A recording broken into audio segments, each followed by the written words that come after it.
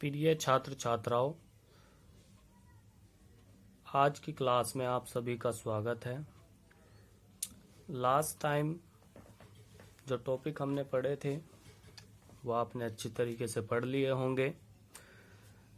आज का हमारा नया टॉपिक है द्विआधारी संबंध, जिसे आप इंग्लिश में बाइनरी रिलेशन भी कहते हैं। यदि समुच्चय A पर परिभाषित संबंध R कार्तीय गुणन A क्रॉस A का उपसमुच्चय हो तो इस संबंध को द्विआधारी संबंध कहते हैं। ठीक है। अब संबंधों के प्रकार, जो कि आपके लिए इम्पोर्टेंट टॉपिक रहेगा। इसमें संबंध के प्रकार निम्नलिखित प्रकार के होते हैं। तो नंबर 1 आपका है समतुल्य संबंध, जिसे आप रिफ्लेक्सिव रिलेशन भी कहते हैं। रिफ्लेक्सिव रिलेशन जो होता है उसकी परिभाषा जो होती है वो होती है समुच्चय A पर, कोई समुच्चय आपका ले रहे हैं, उस पर A पर परिभाषित संबंध R समतुल्य संबंध कहलाता है यदि A कर्मित युग्म A बिलोंग्स टू R, यानी कि आपका जो कर्मित युग्म होता है उसके दोनों अवयव क्या होने चाहिए, एक ही होने चाहिए, और वो किस में बिलोंग्स करने चाहिए, संबंध R में बिलोंग्स करना चाहिए। ये आपका फॉर एवरी होता है, फॉर एवरी यानी कि प्रत्येक के लिए A बिलोंग्स टू A, यानी कि A आपका अवयव होना चाहिए किसमें, समुच्चय A में। ठीक है। अब नोट लिखा हुआ है, इसके बारे में आप पढ़ेंगे। तो R एक समतुल्य संबंध कहलाता है यदि R आपका एक समतुल्य संबंध कहलाएगा यदि फर्स्ट कंडीशन दी गई है कि R बराबर कर्मित युग्म x y such that x belongs to A, y belongs to A, और x इक्वल टू होना चाहिए किसके, y के। यानी कि आप कह सकते हैं कि दोनों कर्मित युग्म जो आपका होगा उसके दोनों अवयव क्या होने चाहिए, सेम होने चाहिए, बराबर होने चाहिए। ठीक है। उसके बाद सेकंड दिया गया है कि जो आपका समतुल्य संबंध होता है उसमें जो आपके कर्मित युग्म होते हैं उसमें x y such that x belongs to A, y belongs to A, और x जो है छोटा हो सकता है या बराबर हो सकता है किसके, y के। आपको इस प्रकार से जो कर्मित युग्म है यदि लेते हैं तो आपका जो संबंध कहलाता है वो आपका समतुल्य संबंध कहलाता है। जैसे उदाहरण देकर के आपको समझाया गया है, यदि A बराबर आपका 11, 12 और 15 कोई अवयव है, यानी कि A कोई समुच्चय है तथा इस पर संबंध निम्न प्रकार परिभाषित है। R कोई संबंध दिया गया है, तो 11, 11, 12, 12, 11, 12, 15, 15, 11, 15 और 12, 15, ये इस प्रकार से कर्मित युग्म आपको दिए गए हैं और ये एक रिलेशन दिया गया। जब भी आपसे संबंधों के प्रकार के बारे में पूछेगा तो दो बातें आपको दी गई होंगी, एक तो समुच्चय दिया गया होगा, दूसरा आपको रिलेशन दिया गया होगा। फिर उसके बाद हमें ये देखना है कि ये समतुल्य संबंध है या नहीं है। तो जैसे कि प्रॉपर्टी आपने देखी है, तो प्रॉपर्टी के अनुसार आपको तब R एक समतुल्य संबंध है। क्यों है समतुल्य संबंध? क्योंकि A के प्रत्येक अवयव 11, 12 और 15 के लिए 11, 11 भी R के अंदर है और 12, 12 भी R के अंदर है और 15, 15 भी R के अंदर है। यानी कि ये सभी कर्मित युग्म क्या करते हैं, बिलोंग्स करते हैं किसमें, R में। तो जब इस तरीके की कंडीशन होती है तो संबंध आपका कहलाता है समतुल्य संबंध। ठीक है। फिर नंबर 2 आपका है सममित संबंध, जिसे आप सिमेट्रिक रिलेशन भी कहते हैं। समुच्चय A पर परिभाषित संबंध R सममित संबंध कहलाता है यदि A B belongs to R, इसलिए B A belongs to R जहां A B belongs to A. इसका मतलब है कि यदि कोई कर्मित युग्म ए बी आर से हम ले रहे हैं, जो संबंध आर आपका दिया गया होगा उससे आपको क्या करना होता है, एक कोई भी कर्मित युग्म आप लेंगे और दिखाएंगे कि वो किस में है, आर में है, तो उनका क्रम बदल कर भी आपको देखना है कि वो आपका कर्मित युग्म संबंध आर में है या नहीं है। यदि है तो संबंध आपका सम्मित संबंध है, और यदि नहीं है तो संबंध आपका सम्मित संबंध नहीं है। जैसा कि एग्जाम्पल में आपको दिखाया गया कि ए बराबर आपका समुच्चय दिया गया है 0 1 2 3, उसमें अवयव है। आर बराबर एक रिलेशन दिया गया है 0 0 0 1 0 3 1 0 1 1 2 2 3 0 3 3 और मजला कोष्टक बंद। तब संबंध आर सम्मित है, क्योंकि 0 1 यदि आप ले रहे हैं, ये वाला अवयव यदि आप इसमें ले रहे हैं 0 1, तो सम्मित संबंध की प्रॉपर्टी के अनुसार यदि आप इसमें सेकंड वाला कर्मित युग्म ले रहे हैं 0 1, तो 0 1 बिलोंग्स कर रहा है किसमें, आर में, इसलिए 1 0 भी बिलोंग्स करना चाहिए किसमें, आर में। तो हमें देखना है कि 1 0 इसमें है या नहीं है, तो 1 0 इसके पास है। तथा दूसरा भी आप ले सकते हैं, तो 0 3 जैसे आपका दिया गया है, और 3 0 भी इसमें क्या करता है, बिलोंग्स करता है आर में, इसलिए संबंध आपका क्या कहलाएगा, सम्मित संबंध कहलाएगा। फिर आपका तीसरा संबंध है प्रतिसम्मित संबंध, इंग्लिश में इसको आप एंटी सिमेट्रिक रिलेशन भी कहते हैं।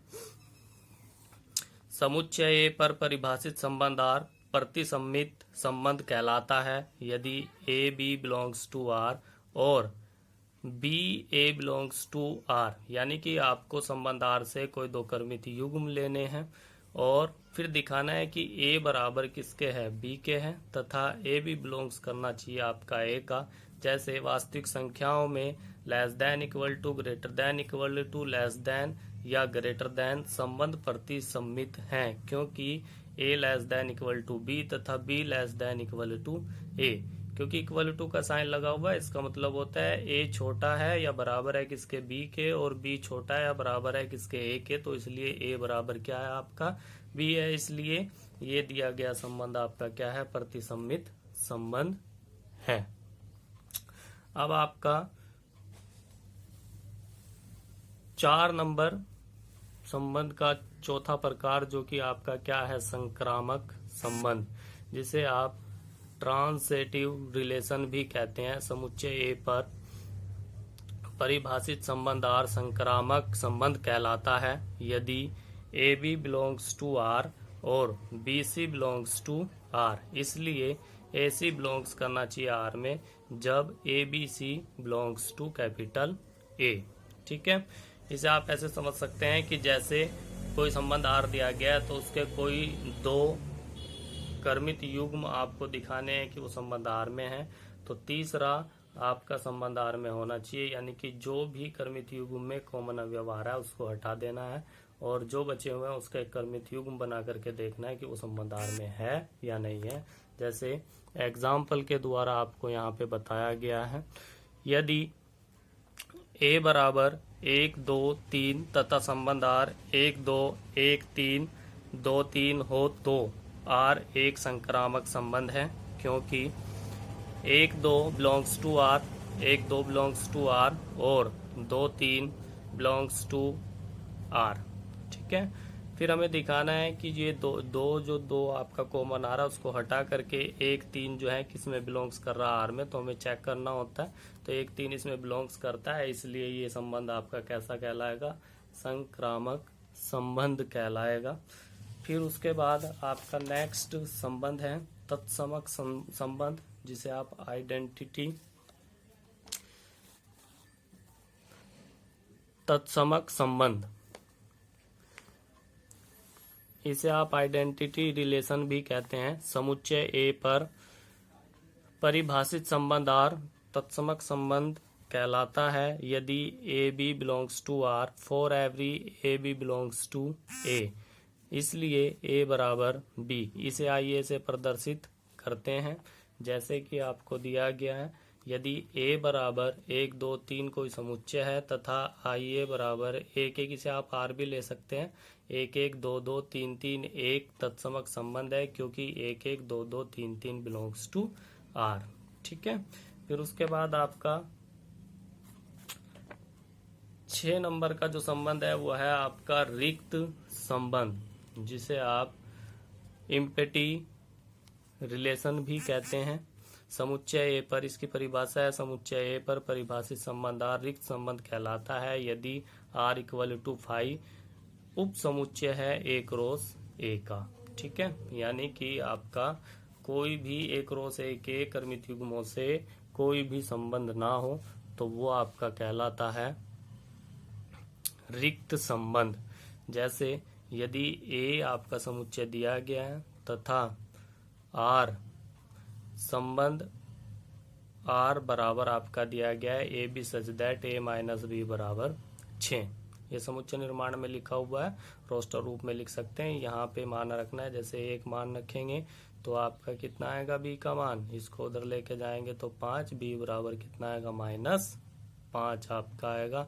2 रखेंगे तो उधर ले जाके घटाएंगे तो 4 बचेगा, तो b बराबर -4 आपका आएगा। तो स्पष्ट है कि एक क्रॉस ए का कोई भी अवयव a माइनस बी बराबर 6 को संतुष्ट नहीं करता है, इसलिए R एक क्या है, रिक्त संबंध है। ठीक है, तो इसको भी आप बहुत ध्यान से पढ़ेंगे। फिर आपका लास्ट यानी कि 7वां जो संबंध है वो है आपका सार्वत्रिक संबंध, यूनिवर्सल रिलेशन। समुच्चय ए पर परिभाषित संबंध R सार्वत्रिक संबंध कहलाता है यदि R बराबर A क्रॉस A सबसेट है A क्रॉस A का, यानी कि संबंध R में जितने भी आपके क्रमित युग्म हैं वो सभी किसमें होने चाहिए, A क्रॉस A का क्या होना चाहिए, समुच्चय होना चाहिए। तो इस प्रकार के जो आपके संबंध होते हैं उसे सार्वत्रिक संबंध कहते हैं। जैसे A बराबर आपका दिया गया है 1 2 3 कोई समुच्चय है, तब R बराबर A क्रॉस A, यानी कि उसके पास 1 1 1 2 1 3 2 1 2 2 2 3 3 1 3 2 3 3 कोई क्रमित युग्मों से बना समुच्चय है, एक सार्वत्रिक संबंध है। क्योंकि अगर एक क्रॉस ए का मान निकालेंगे तो यही सब आएगा और यही संबंध दिया गया, तो इसलिए ये इसका क्या हो जाएगा, उपसमुच्चय हो जाएगा। कुछ इंपॉर्टेंट बातें हैं जो कि आपको नोट के रूप में लिखनी है। इसमें फर्स्ट है आपकी कि सबसे बड़ा जो संबंध होता है वो सार्वत्रिक संबंध होता है, ए क्रॉस ए होता है वो, तथा सबसे छोटा संबंध रिक्त संबंध फाई होता है। ये आपको बोर्ड परीक्षा में जो है बहुविकल्पीय के रूप में पूछ लिया जाता है कि सबसे बड़ा संबंध कौन सा होता है या सबसे छोटा संबंध कौन सा होता है। फिर उसके बाद सेकंड नंबर आपका दिया गया है रिक्त एवं सार्वत्रिक संबंध को तुच्छ संबंध भी कहते हैं। रिक्त को और सार्वत्रिक संबंध को तुच्छ संबंध भी कहा जाता है। थर्ड आपका जो पॉइंट है उसमें दिया गया है कि दिक् AB BB CC को कहते हैं। इसका मतलब ये है कि जो द्विक होता है, यदि आपके पास कोई क्रमित युग्म है और उसके दोनों अवयव एक जैसे हैं तो वो आपका क्या कहलाता है, द्विक कहलाता है।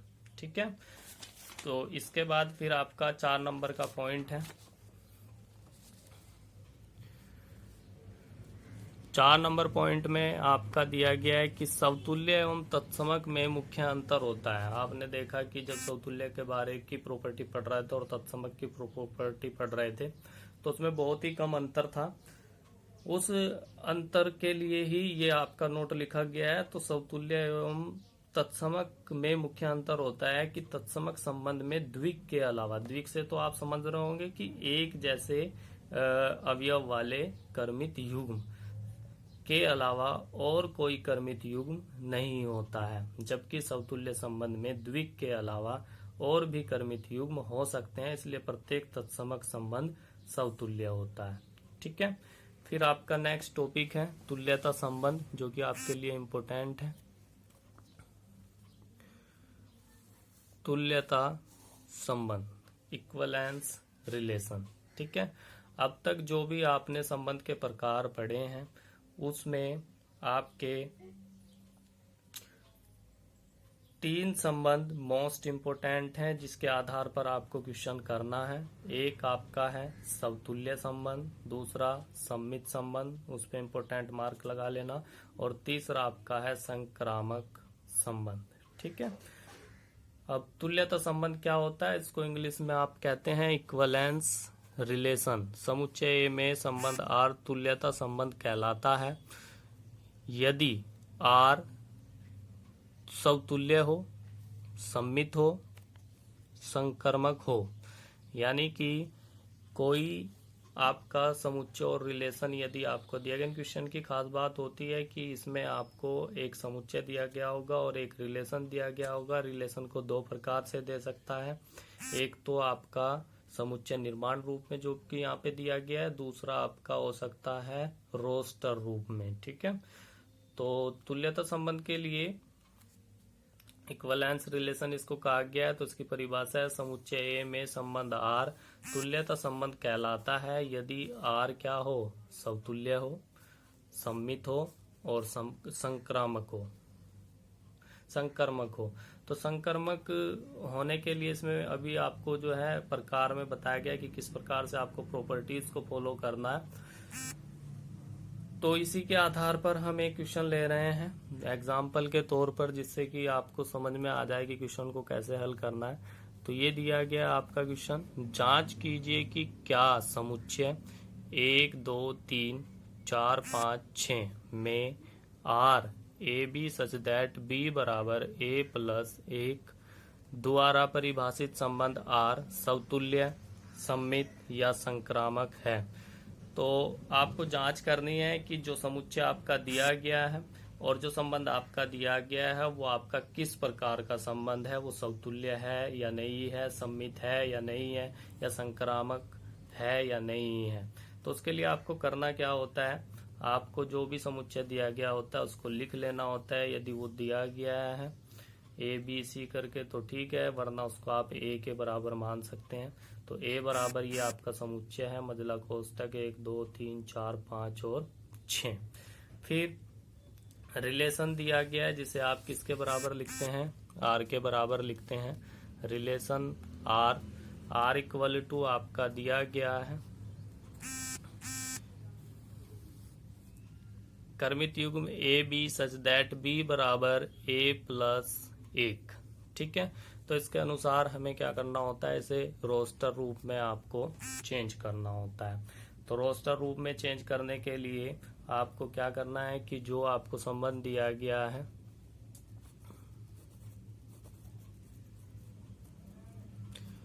b बराबर a प्लस 1, ये संबंध दिया गया। तो इसमें आप a की जगह, स्मॉल a की जगह जो समुच्चय आपका a दिया गया उसके प्रत्येक अवयव को रखेंगे। जब आप a बराबर 1 लेंगे तो b बराबर आपका कितना आएगा, 1 प्लस 1 आपका आएगा। b बराबर 1 प्लस 1 यानी कि इक्वल टू आपका कितना आ जाएगा, 2, और कर्मित युग्म आपका कितना बनेगा, 1 2 बनेगा। ठीक है, उसके बाद जब आप a बराबर कितना लेंगे, 2 लेंगे तो b बराबर आपका कितना आएगा, 3 आएगा, और कर्मित युग्म आपका कितना बनेगा, 2 3। तो इस प्रकार से आपको इसको रोस्टर रूप में लिख लेना है, जिसके अंदर 1 2 2 3 3 4 4 5 और 5 और 6 कर्मित युग्म होंगे। फिर आपको चेक करना है कि जो आपका ये संबंध दिया गया और समुच्चय जो दिया गया है वो कौन कौन सी प्रॉपर्टी को फॉलो करता है, कौन कौन से प्रकार को फॉलो करता है, क्योंकि 3 के लिए कहा गया है यहाँ पे। तो सबसे पहले आप समतुल्य के लिए लिखेंगे। समतुल्य की जो प्रॉपर्टी होती है वो ये होती है कि उसके अंदर आपका a belongs to R, for every a belongs to A, यानी कि ए आप क्या ले रहे हैं, कोई कर्मित युग्म ले रहे हैं, वो बिलोंग्स करना चाहिए किसके अंदर, संबंध आर के अंदर, और जो अवयव ए ले रहे हैं वो बिलोंग्स करना चाहिए समुच्चय ए के अंदर। ठीक है, तो हमने यहाँ पे समुच्चय ए से एक अवयव लिया 6 बिलोंग्स टू ए, तो 6 ए के अंदर है, इसलिए 6 बिलोंग्स टू आर, यानी कि जो 6 कर्मित युग्म करके बनेगा 6,6 कर्मित युग्म बिलोंग्स टू आर। तो चेक करेंगे कि जो संबंध आर दिया गया उसमें 6,6 है या नहीं है। तो इसमें कहीं पर भी 6,6 नहीं है, तो इसलिए इसको आप जो है क्रॉस कर देंगे, जिसका मतलब होता है नॉट बिलोंग्स टू आर। ठीक है, तो आप कहेंगे इसलिए आर समतुल्य संबंध नहीं है। यदि 6,6 संबंध आर के पास होता तो ये आपका समतुल्य संबंध हो जाता। ठीक है, तो ये इसके लिए कहेंगे। फिर आपको चेक करना है सममित संबंध। तो सममित संबंध के लिए आपका होता है प्रॉपर्टी, आप देख लेना प्रकार जहां पे लिखा हुआ है उसमें।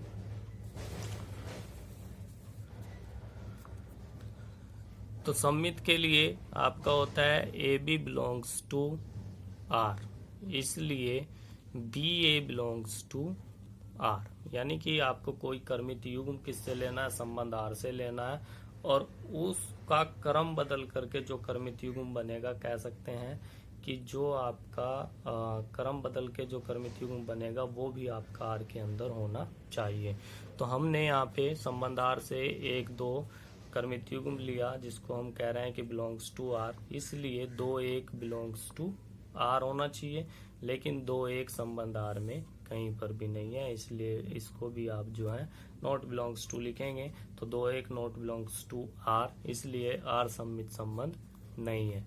फिर तीसरा आपका दिया गया है संकर्मक के लिए।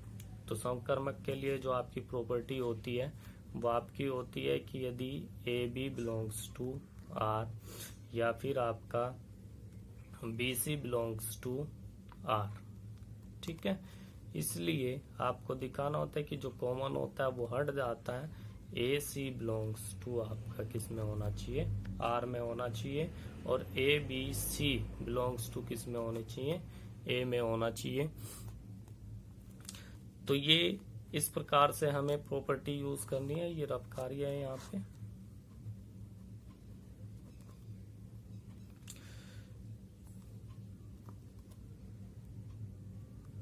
तो हमने समुच्चय ए से जो संबंध आर है उससे कर्मित युग्म लिया, 1-2 बिलोंग्स टू आर और 2-3 बिलोंग्स टू आर। इसलिए ये जो कॉमन है वो हट जाएगा। 1-3 जो है बिलोंग्स करना चाहिए किसमें, आर में, और आर में 1-3 कर्मित युग्म नहीं है, इसलिए संबंध आर आपका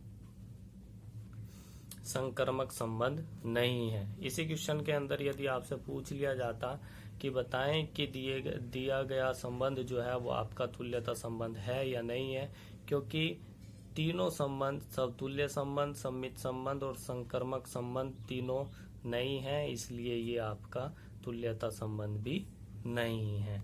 यदि ये तीनों संबंध सही हाँ में होते तो फिर आपका तुल्यता संबंध हो जाता। कहने का मतलब ये है कि तुल्यता संबंध को सिद्ध करने के लिए आपको तीनों प्रॉपर्टीज को सिद्ध करना होता है, यानी कि समतुल्य भी दिखाना होता है, सममित भी दिखाना होता है, संकर्मक भी दिखाना होता है। होमवर्क के लिए आपका जो आपकी बुक की एक्सरसाइज है, एक्सरसाइज 1.1, वो आपको हल करनी है। उसमें जो भी क्वेश्चन आपसे नहीं होगा उसको वीडियो के सॉल्यूशन के द्वारा आपको बताया जाएगा। ठीक है, आज के लिए बस इतना ही। धन्यवाद।